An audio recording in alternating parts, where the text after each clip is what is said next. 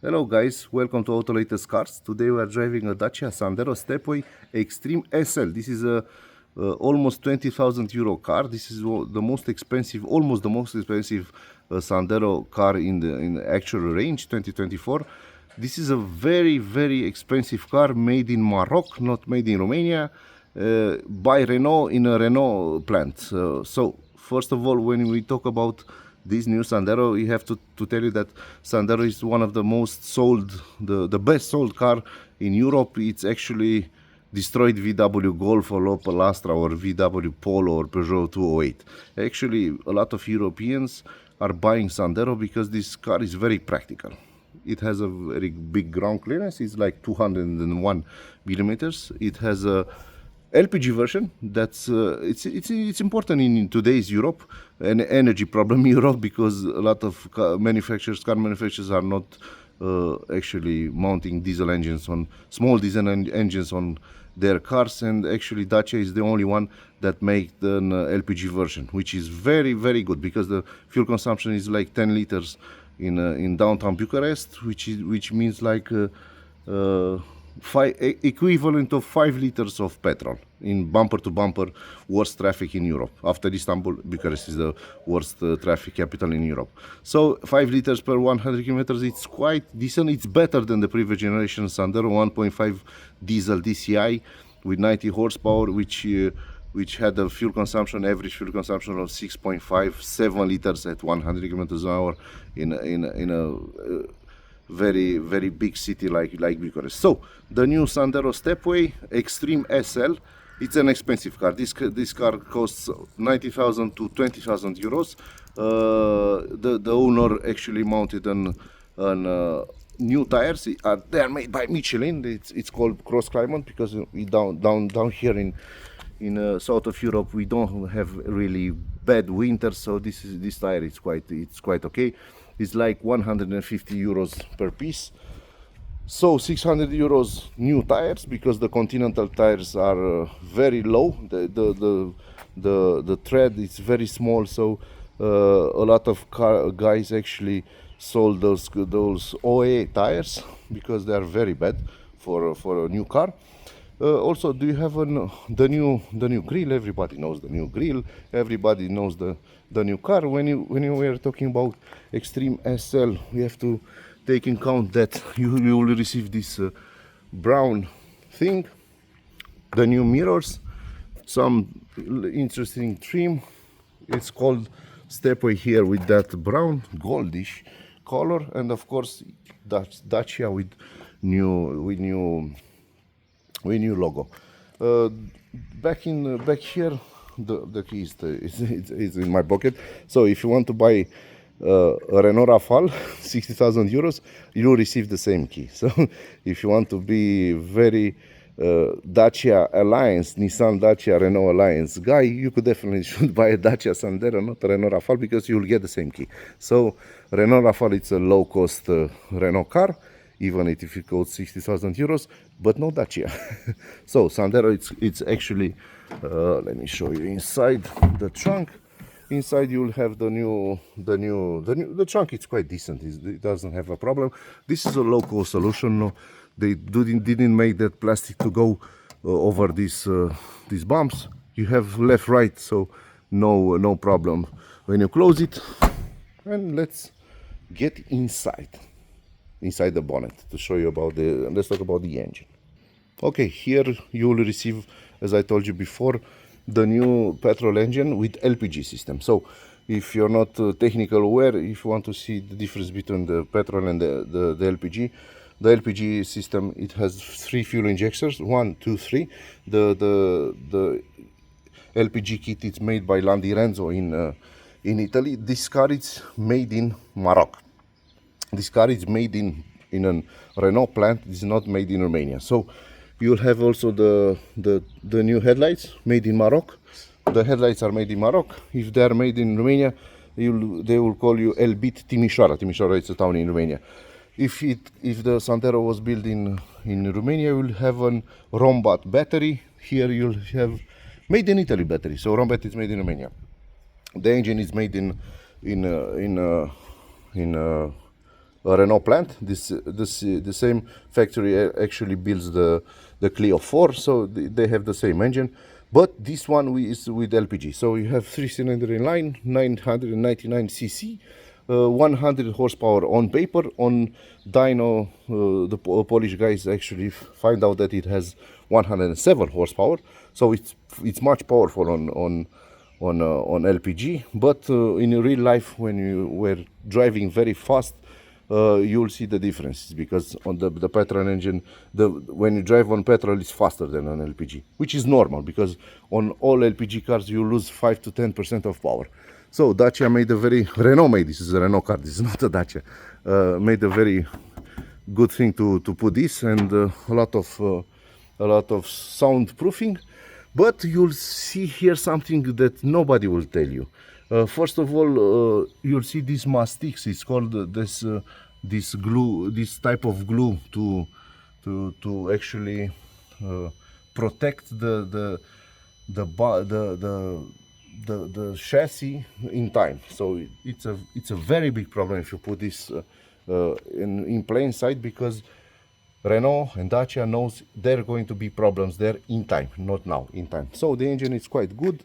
It's a decent one, but it's a low-cost solution.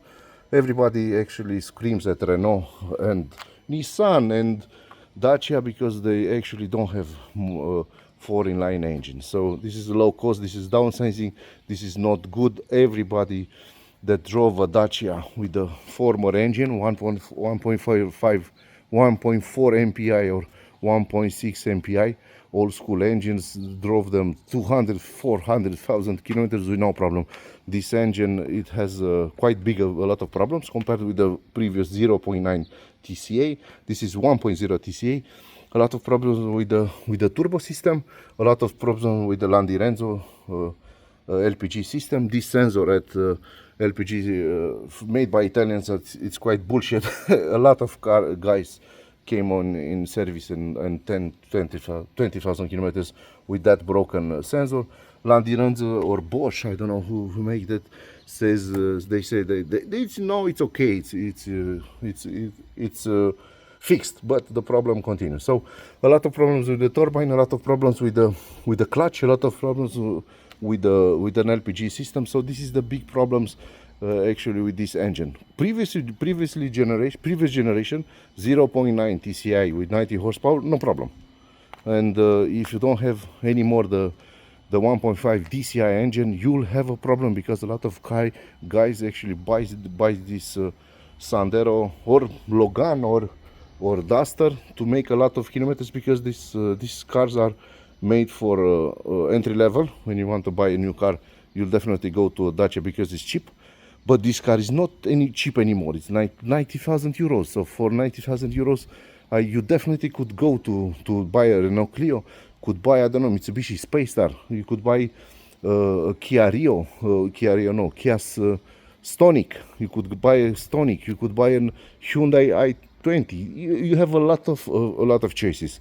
So Dacia is too much expensive for the low-cost product. This is a low-cost product, and everybody knows that, because Dacia is a low-cost brand. So let's go inside and show you why Dacia actually asks for almost 20,000 euros for a manual gearbox city car. Okay? Nice. This is the new sound of Dacia. This is a new premium sound. The car is not premium, but the sound is premium. First of all, when you talk about the Extreme SL version, which is top of the line, you have this trim like a gold Maro trim inside. A new texture here, which is also found on the dashboard. A new logo there. The client actually put some protection on the seats. Let's go inside. Okay. So this is a low-cost product, and you figure it out by the sound. Okay, inside you'll have, this car has 2,867 kilometers. Let's start it.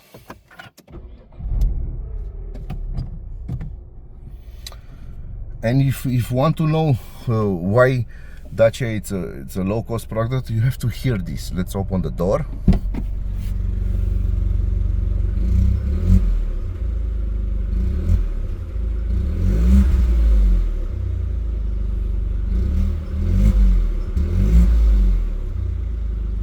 So I show you that because the exhaust, it's half of the car. It's not to the, it doesn't continue to the end of the car, to the rear bumper. It's actually half, and it's a very big idea if you want to stay, I don't know, in the stoplight, in a decent traffic, not, and in, I don't know, not in cold or hot summers. You'll have to put the window down, right? Actually, all the exhaust is coming from the rear door, so because the exhaust is under the seats. So that's a very bad idea. The fuel consumption is 9.8 petrol. Let's start the LPG, and LPG 9.2. So the system is quite good. The echo button, it's here. It's, you have to push it, and there's no echo. So echo, it's only a pedal, or acceleration pedal, and that's it. This car, it's a full version, I told you, with the heated seats, navigation system, automatic air condition. This is all-terrain system. It's quite decent. It's when you activate it, the ESP is gone, and it actually it's quite important for a crossover like this one. So this is a very important thing. This the handbrake, it's hydraulic, which is not good. The gear lever is decent, but compared with the previous generation, a lot of this transmission have a big problems compared to the previous generation, because it's clumsy. It's not quite good. Okay, you have a 12 volts here. The button, the classical satellite, this is called satellite. Even the Renault Rafale, the Renault is quite stupid at this. They have automatic gearbox here, the wipers here, and the satellite, audio satellite is down here. It's like overkill. Dacia also has that satellite for the radio. They could put it on the steering wheel, but they didn't. The navigation system is quite good. Actually, is decent, is not bad, is not worst on the market. Actually, it drives the speed of the navigation. It's quite better than on an MG from SAIC Motors, which is incredible, because this is this is an LG system. It's made in Korea, not in China. So Dacia actually made a very big step with this media nav. This thing to charge the phone, it's quite decent to put an USB down there for the car, and you also have an USB for charging. So you put the music down there, because it's more protected from the hands or inside, which is better. And if you want to charge a phone, it's down there. Let's see inside. Okay. It's quite decent, but the plastic inside is low cost, so you don't have to have quite a very big expectation from this car. So from my point of view, the new Dacia Sandero, let's go outside. The new Dacia Sandero, the 20,000 euro Dacia Sandero, it's a good product for good countries, for worthy clients, because okay, if you go to VW and want a T-Cross, is like 40,000 euros, 30 to 40,000 euros with this option. So you go to and buy a Dacia Sandero. But the Romanian guys, we are in Romania, and we know this brand. We know this is a low-cost brand, and actually we know that this car should cost around 12 to 30,000 euros, not almost 20. So if you put an automatic gearbox, which is a CVT one on this engine, you will have an 1.0 TCA engine with 110 horsepower, but no LPG. So it's very crazy for Dacia. So the direct injection engine with 110 horsepower is much faster than this one, but it has a big problem. It's not capable to put an LPG installation, because it's direct injection. So if you want a CVT Sandero Stepway, you'll have 1.0 with 110 horsepower, and the Extreme SL with all these options and accessories will pass, the price will pass 20,000 euros. So for 20,000 euros, you definitely should go for a Kia Stonic. I don't know, you should look at other brands for over 20,000 euros. Under 50,000 euros, or 14,000 euros, definitely go for a Dacia Sandero. And if you're living in town, not in the countryside, go for the Sandero, not Stepway, because this ground clearance is quite bad on the twisty roads. The 20 centimeters ground clearance, it's okay for off-road, but it's not okay for city driving. It's not okay for highway driving, because the car actually consumes more fuel compared with the lower Sandero. So the best buy from my point of view is the Sandero with LPG, not Stepway, around 40,000 euros, 30 to 40,000 euros. That's a best buy. This 20,000 euro Sandero is not a best buy. It's quite a very strange buy, almost 20,000 euro for a Dacia. Thank you very much. If you like and enjoy what we are talking about here about cars, please like and subscribe. Thank you.